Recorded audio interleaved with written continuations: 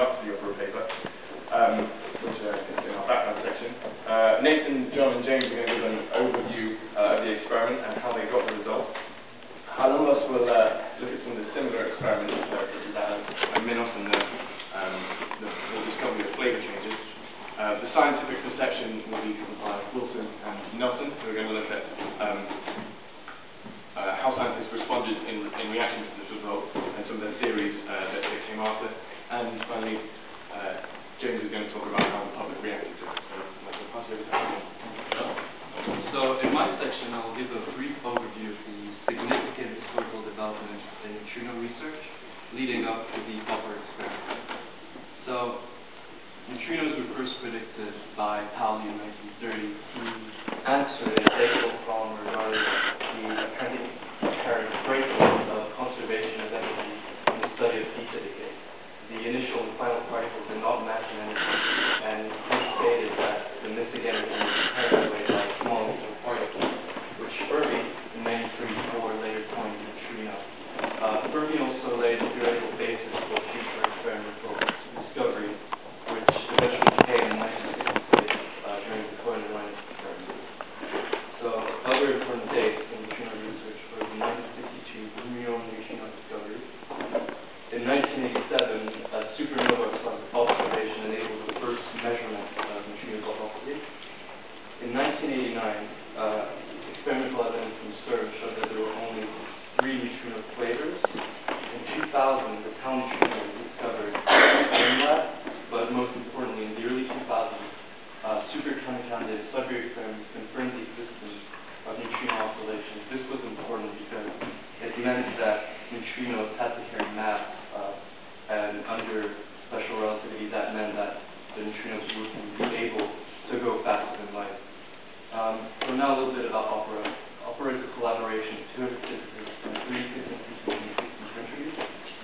The original purpose of Opera was to experimentally detect neutrino oscillations in a straightforward way.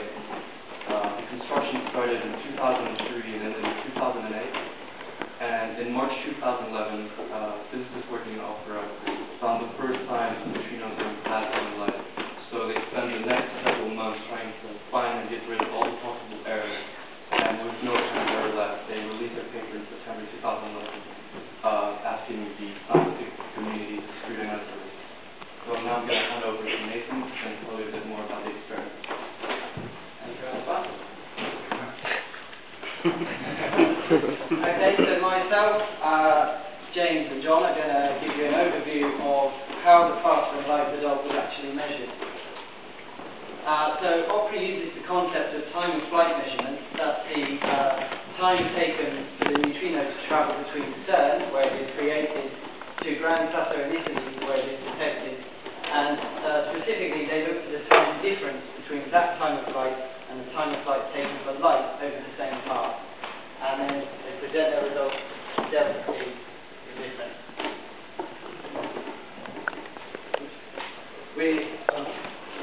The null hypothesis is that we would expect a delta T of 0. That is, even if we allow neutrinos to have a mass, that mass is so small that we do not expect to be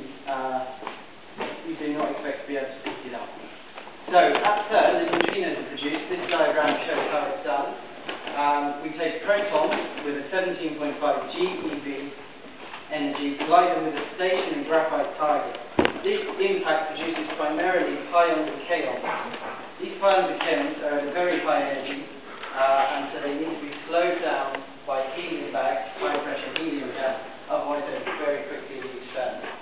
With the help of the magnets, the Horn reflector magnets, the beam is focused into a K-tube, which is simply a vacuum where pions and kaons undergo decay, primarily into muons and muon neutrinos.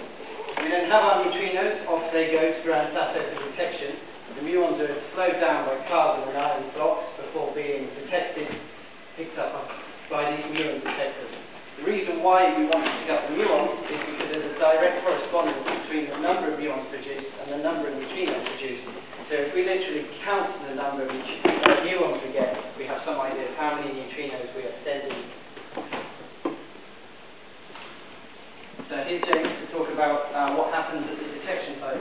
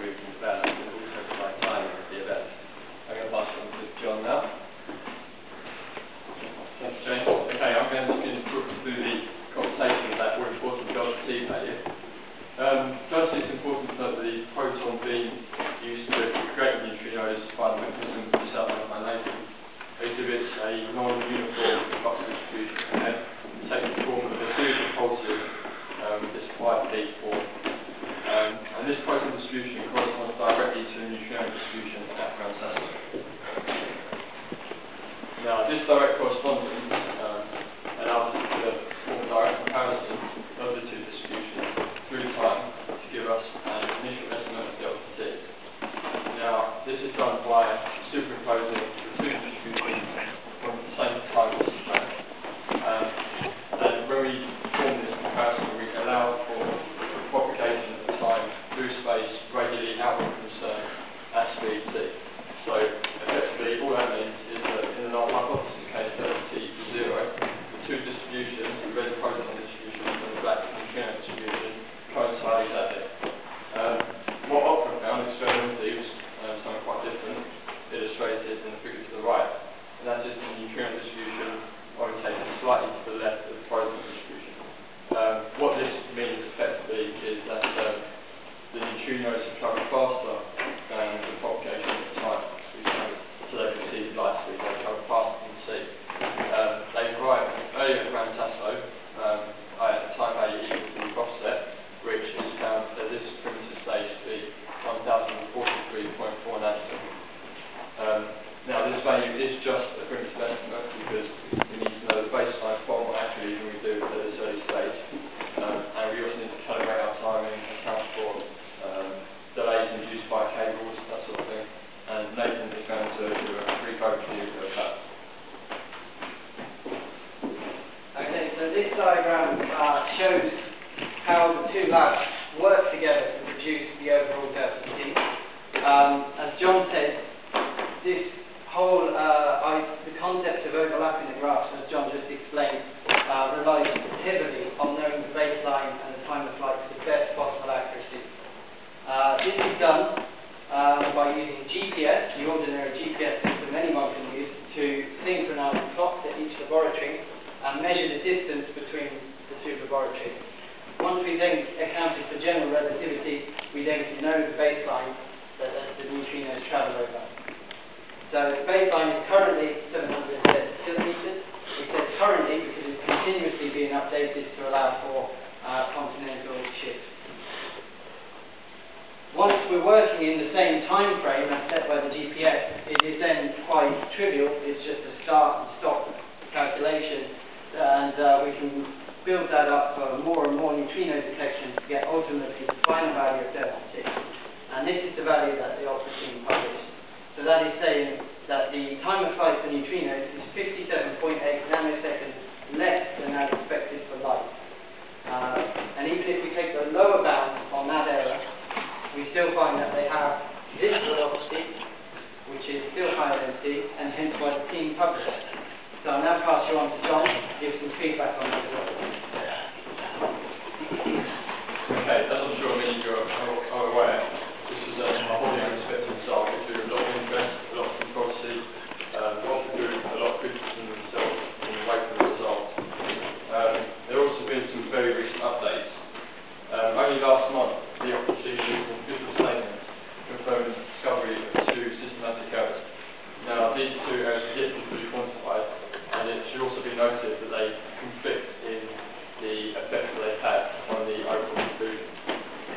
So, because of this, they do not provide conclusive disproof of the Opera result. Naturally, however, they do cast serious doubt on the accuracy of Opera, reliability, the general principle purpose. Even more recently than that, only this month, a team called Icarus released a paper claiming to have shown conclusively that the neutrino velocity does not exceed light speed. That's particularly damning to the Opera team because Icarus performed this experiment across the same baseline from CERN's Grand Tasso.